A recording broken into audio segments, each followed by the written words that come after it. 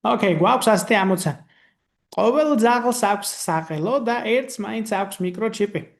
ძაღლების შესახებ გამოთქმული წინადადებებიდან რომელი ეწინააღმდეგება მოცემულსო? ესე იგი, ჩვენ აქ ვამჩნევთ, რომ გვაქვს დაკავშირიანი წინადადება. და შესაბამისად, თუ ამ წინადადების ერთი რომელიმე ნაწილი დაირღვა, უკვე ეწინააღმდეგება მოცემული პასუხი ამ დებულებას. თავის მხრივ, ყველა კის საწინააღმდეგო არის ზოგიერთი არა, ხოლო ერთი მაინც კის საწინააღმდეგო არის არც ერთი არა. ამიტომ თუ ვიპოვით პასუხს, რომელიც გვეტყვის, რომ ერთ ძაღლს მაინც არ აქვს სახელო, ან გვეტყვის, რომ არც ერთ ძაღლს აქვს მიკროჩიპი, ან ამ ორივე წინადადებას გვეტყვის ერთდროულად, ის პასუხი უნდა შევარჩიოთ. ბულდოგს აქვს მიკროჩიპი. ოკეი. მაგრამ არ აქვს საყელო. ნახე?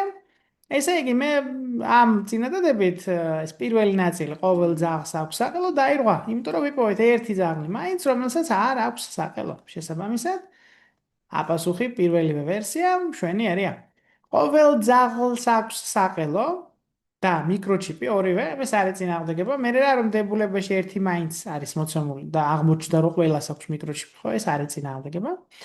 ერთს მაინც აქვს საყელო და ყოველ ძაღლს მიკროჩიპი. არც ეს ეწინააღმდეგება, იმიტომ რომ ჩვენ ვიცით, რომ ყველა კი საწინააღმდეგო არის ზოგიერთი არა, ხო? ერთი მაინც კი თავსებადია ყველა კი შინაარსთან და ასევე ზოგიერთი კის დროს ყველა კიც შესაძლებელია. ლაბრადორს აქვს როგორც საყელო მიკროჩიპი არ ეწინააღმდეგება, ჰასკის აქვს საყელო, მაგრამ არ აქვს მიკროჩიპი, ხო? ესეც არ ეწინააღმდეგება, რატო? იმიტომ რომ მე რა რომ ჰასკს არ აქვს მიკროჩიპი.